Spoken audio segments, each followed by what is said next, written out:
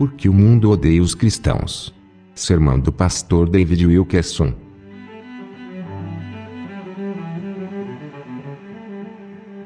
Jesus disse aos discípulos: Eu vos escolhi a vós outros e vos designei para que vades e deis fruto. E então rapidamente acrescenta essas palavras solenes: e o vosso fruto permaneça. João 15:16. As palavras de Cristo aqui se aplicam a todos os seus discípulos, em todas as eras. Ele está nos dizendo essencialmente: assegure-se de que o teu fruto se manterá até o dia do juízo. A palavra fruto quer dizer realizar a obra e o ministério de Cristo aqui na terra. Como crente, fui escolhido e ordenado a ir por todo o mundo e pregar o Evangelho de Cristo. E mais, como ministro desse Evangelho, sou chamado a fazer e a treinar discípulos reais. Ora, existe algo que é a falsa conversão. Jesus adverte os fariseus: ai de vós, escribas e fariseus, hipócritas, porque rodeais o mar e a terra para fazer um prosélito, e, uma vez feito, o tornais filho do inferno 2 vezes mais do que vós. Mateus 23:15. Essas palavras são fortes, mas vêm do próprio Senhor. E Jesus endereça tais palavras a judeus zelosos, que promoviam o proselitismo. Eram estudiosos da Bíblia, homens que conheciam as Escrituras. Pode-se perguntar: como isso que Jesus diz aqui pode ser possível? Como alguém que busque converter os outros pode fazer com que os perdidos sejam colocados numa situação ainda pior? Jesus responde isso. Quando ele grita: hipocrisia, está afirmando aos fariseus: o teu fruto é mau. E os previne: sofrereis juízo muito mais severo. Mateus 23:14. Os fariseus aos quais Jesus se dirigia estavam mais interessados em números do que em ver uma obra real de conversão acontecendo no coração das pessoas. Jesus lhes dizia: na verdade, vocês estão fechando os céus para os seus assim chamados convertidos. E isso acontece porque vocês não têm uma palavra de Deus em suas próprias vidas. Vocês chegam a esforços extremos ao planejar fazerem convertidos. Porém, em verdade, estão fechando os seus às pessoas que alcançam. Tragicamente, vemos o mesmo espírito conduzindo muitas pessoas na igreja hoje. Me pergunto se Jesus diria algo similar a muitos dos pastores encarregados da casa de Deus: vocês percorrem céus e terras atrás de novos conceitos, ideias, programas. E tudo para trazer gente às suas igrejas. Vocês foram picados pela hipocrisia dos números.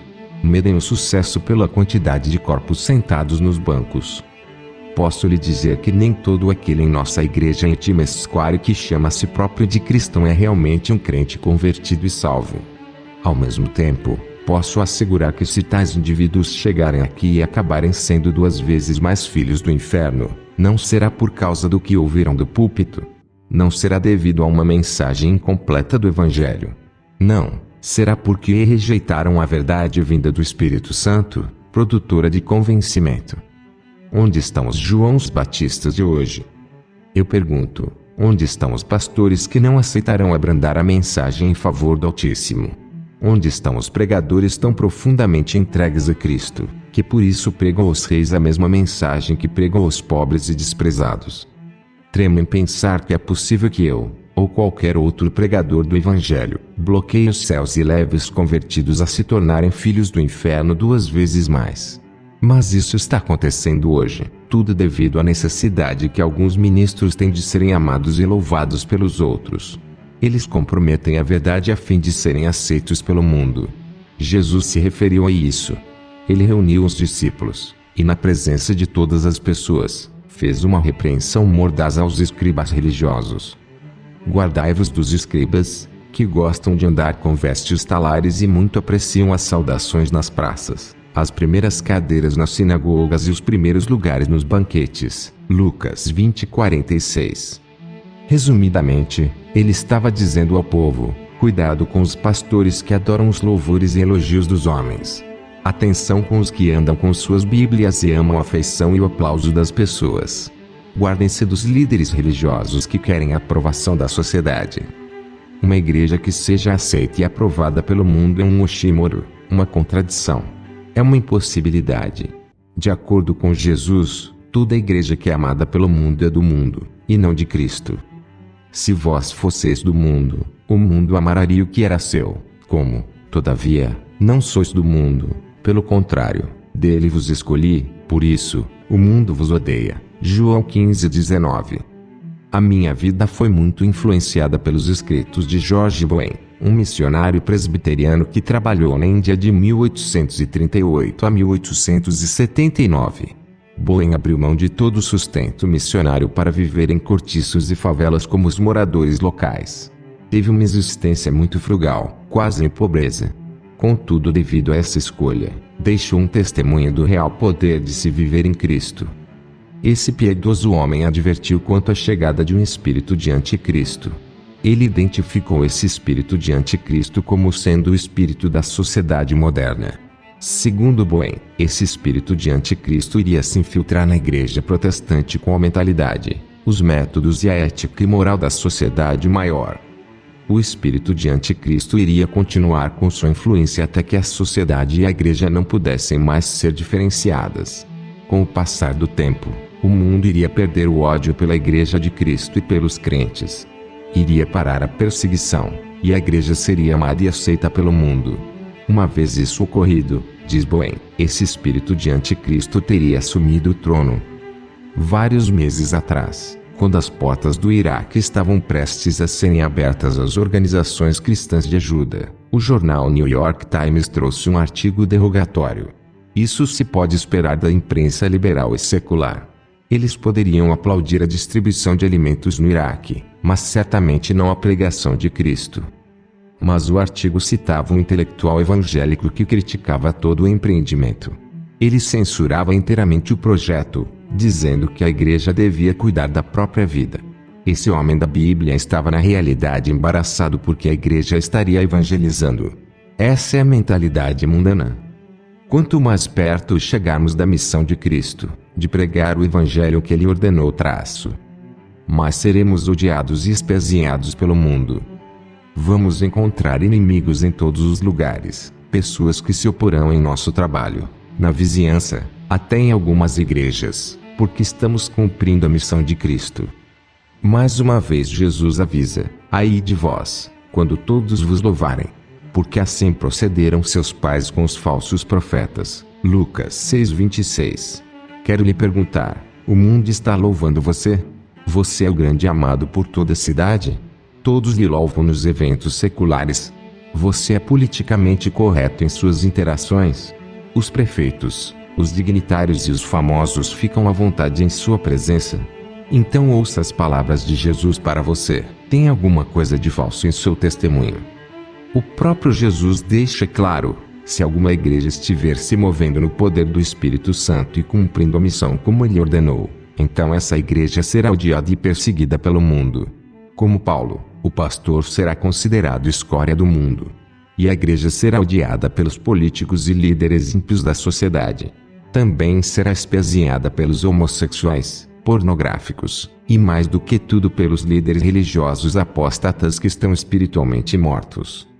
Mas Jesus diz a essa igreja: bem-aventurados os perseguidos por causa da justiça, porque deles é o reino dos céus.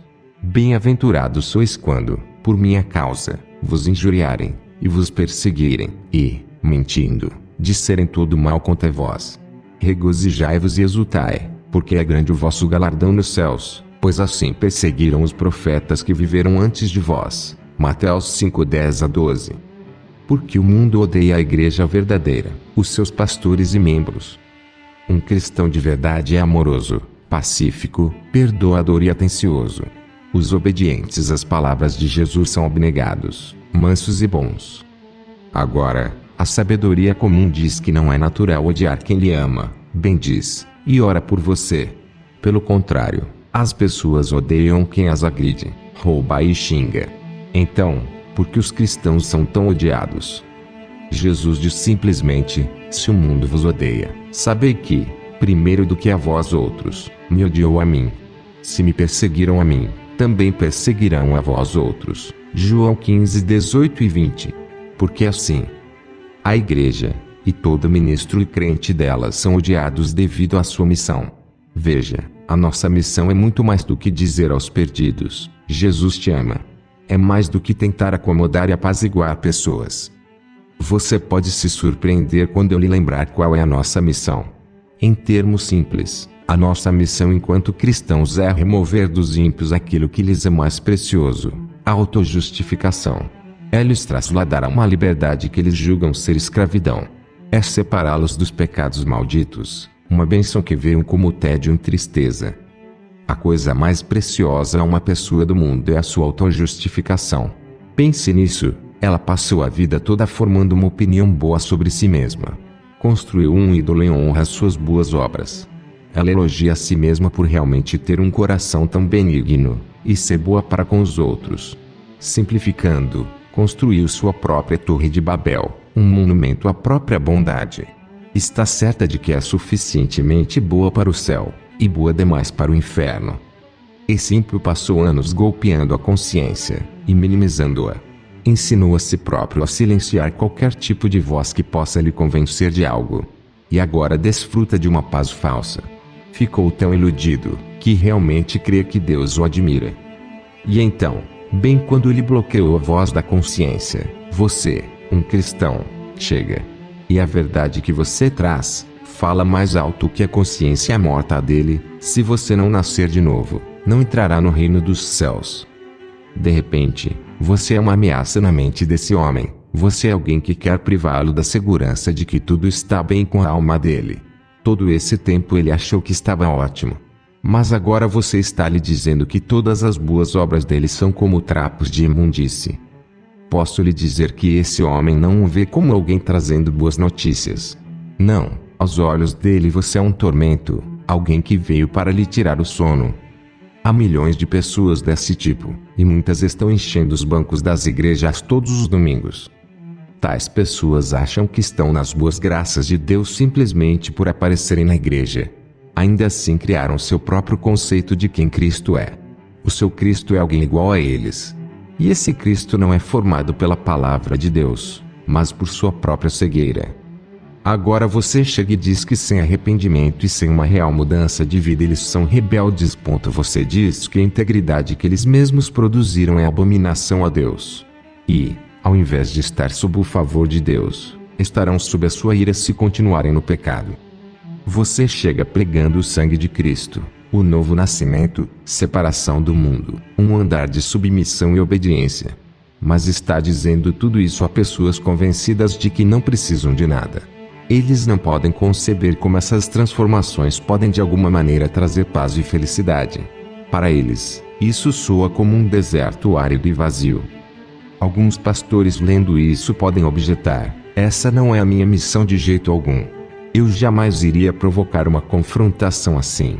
Outros podem dizer: fui chamado para trazer o evangelho do amor e da graça. Assim, prego uma mensagem que não traz controvérsias. Não posso falar por outros pastores, só posso dizer o que sei. E por 50 anos tenho pregado aos pecadores mais endurecidos e corrompidos do mundo, viciados, alcoólatras, prostitutas. Contudo, lhe digo, tais pecadores são muito menos resistentes à verdade do evangelho que muitos que se sentam nos bancos de igreja, e estão cegos em relação à sua situação. Milhares de assim chamados crentes por todo o país são mais endurecidos que qualquer pessoa das ruas. E não tem evangelho suave, mácio, dividido, que consiga romper as muralhas dessa impiedade.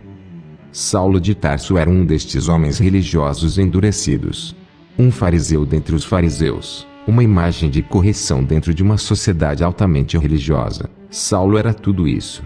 E então, será que Jesus chegou até esse homem fazendo pesquisa, perguntando o que ele gostaria de assistir num culto da sinagoga? Não. Saulo foi lançado ao solo por uma luz que o cegou, uma explosão total da presença de Cristo. Foi um encontro penetrante de confrontação que expôs o coração de Paulo, apontando em detalhes o seu pecado. Como ministro do Evangelho de Cristo, devo fazer igual. Em meu ofício convencer homens e mulheres do pecado. Devo alertá-los quanto ao perigo que os espera se continuarem em seus caminhos. E nenhum elogio, sutileza, tenuidade, ou fazer com que gostem de mim, lhes mudará a situação. Em termos simples, Sou chamado a levar as pessoas a largarem tudo para seguirem um Cristo que lhes acham não atraente. Só o Espírito Santo em mim pode conseguir isso. Não entenda mal o que estou dizendo aqui. Prego a misericórdia, a graça e o amor de Cristo a todas as pessoas. E o faço com lágrimas. Mas a única coisa que penetrará as muralhas levantadas por pessoas endurecidas é uma explosão da presença de Jesus. E isso tem de vir da boca de pastores e leigos contritos, homens e mulheres de oração. Jesus diz, dele, do mundo, vos escolhi, João 15:19. Esse versículo atinge exatamente o coração do motivo pela qual somos odiados. Quando fomos salvos, saímos do mundo.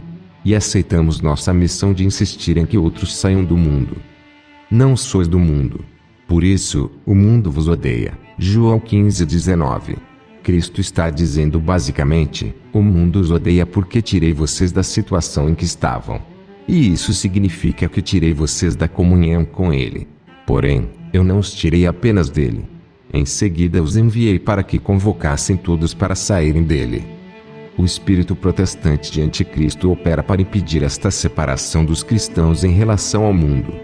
Faz com que pareça ser possível os crentes permanecerem no mundo, e mesmo assim verem-se a si mesmos como cristãos. Pode-se perguntar, o que Jesus quer dizer exatamente quando diz o mundo? Ele não está só falando da luxúria ímpia, do desespero por prazeres, da pornografia ou do adultério. Não, o mundo ao qual Cristo se refere não é uma lista de práticas más. Isso é só uma parte. Muitos muçulmanos saíram de todas estas coisas por pura força de vontade e medo de destruição. O mundo do qual Jesus fala é a falta de disposição para se render ao seu senhorio. Em resumo, mundanismo é toda a tentativa de se mesclar Cristo com vontade própria. Veja, quando nos submetemos ao senhorio de Cristo, nos apegamos a Jesus. E somos levados pelo Espírito Santo, passo a passo, a um caminhar de pureza e retidão. Começamos a valorizar a repreensão piedosa. Ninguém pode se submeter ao senhorio de Cristo enquanto não enfrentar as exigências da cruz. Me conscientizo dessa verdade toda vez que me levanto para pregar. Ao olhar do púlpito à plateia, dispersos entre crentes fiéis, enfrento a cada semana pessoas não crentes que vieram pela primeira vez. Alguns são vitoriosos homens de negócios, que se fizeram por si próprios, cheios de ímpeto. Outros vêm de todos os caminhos da vida. Contudo, todos estão oprimidos com pecados secretos. São pessoas que vivem como querem, sob nenhuma autoridade espiritual. Mas estão vazios e desiludidos. Se enjoaram da busca de prazeres que nunca satisfazem. Eu poderia pregar a eles todo tipo de sermões sobre princípios e regras de comportamento, ou como lidar com o estresse, ou como tratar com o medo e a culpa. Mas nenhuma pregação dessas tira alguém do mundo. Não muda o coração de ninguém. Eu simplesmente tenho de dizer ao não crente que sua vontade própria, sua autossuficiência, e sua teimosa luta para fazer tudo do jeito dele, irão destruí-lo. E no fim, leva-lo ao tormento eterno. Se eu não lhe trouxer essa mensagem, então para sempre terei bloqueado os céus para ele. E o terei feito 2 vezes membro do inferno. A situação dele será pior do que antes de entrar por nossas portas. Tenho de levar esse homem face a face à mensagem de ser crucificado à sua independência. Tenho de lhe mostrar que tem de sair do enganoso mundo da autobondade. Tenho de lhe dizer que não existe maneira de haver paz em sua vida a não ser através da rendição total ao Rei Jesus. Se agir de outra maneira, estarei enganando esse homem. E terei cometido o terrível pecado do pior tipo de orgulho, o terei contado entre os convertidos para eu ficar bem. Que isso nunca aconteça. Como ministro do Evangelho de Jesus Cristo, sou obrigado a dizer a sua verdade a todo aquele que verdadeiramente se arrependa. Você será odiado e perseguido a partir de agora. Jesus uma vez se dirigiu aos ligados a ele aqui na terra e disse: não pode o mundo odiar-vos. João 7,7. Com essas terríveis palavras, Jesus nos dá o teste do tornassol, que determina a acidez ou alcalinidade de uma solução química, da igreja e do discípulo genuínos. Me pergunto a quantas igrejas e a quantos cristãos essas palavras poderiam ser aplicadas hoje. Não pode o mundo odiar-vos. Cristo está dizendo na essência: Vocês trouxeram o mundo de tal maneira para dentro da igreja. Vocês diluíram tanto o meu evangelho, que o mundo abraça vocês. Vocês se tornaram amigos para o mundo. Tiago nos dá advertência em sua epístola: a amizade do mundo é inimiga de Deus. Aquele, pois, que quiser ser amigo do mundo constitui-se inimigo de Deus. Tiago 4:4. É claro que Jesus era amigo dos políticos e pecadores. Mas também está escrito que era separado dos pecadores. Hebreus 7:26. Ele ministrou a eles, mesmo como submissão ao Pai. Como ele, somos chamados a estarmos no mundo, mas não a sermos dele. Lembrai-vos da palavra que vos disse: se me perseguiram a mim, também perseguirão a vós outros. João 15:20. Você não precisa procurar a perseguição. Ela não virá devido à sua performance profissional, ou devido à sua raça, ou aparência. Não, ela virá simplesmente porque você tornou Cristo seu Senhor. Que Deus tenha misericórdia do cristão a quem o mundo não odeia. E que Deus ajude o político que se declare por Cristo. O mundo irá odiá-lo e satanizá-lo. Agora quero lhe dar uma palavra de encorajamento. Ainda que o mundo odeie e persiga os reais discípulos de Cristo, encontramos um amor crescente e uma afeição piedosa entre os membros de sua igreja. Em verdade, aquilo que faz com que o mundo nos odeie, leva nossos retos irmãos e irmãs a nos abraçarem muito mais. Nos dias que virão, o amor na casa de Deus se tornará mais valioso. Seremos odiados pelo mundo todo, zombados pela mídia, ridicularizados pelo cinema, escarnecidos por companheiros, objetos de riso por parte da sociedade. Mas ao entrarmos na casa de Deus, estaremos entrando num lugar de amor incrível, amando-nos uns aos outros como Cristo nos ama. Não importará que perseguição enfrentamos. Seremos recebidos com essas palavras: bem-vindo, irmão, bem-vinda, irmã. Aqui você é amado. Teremos uma retaguarda para prosseguirmos segundo o comando do Senhor, com o evangelho genuíno.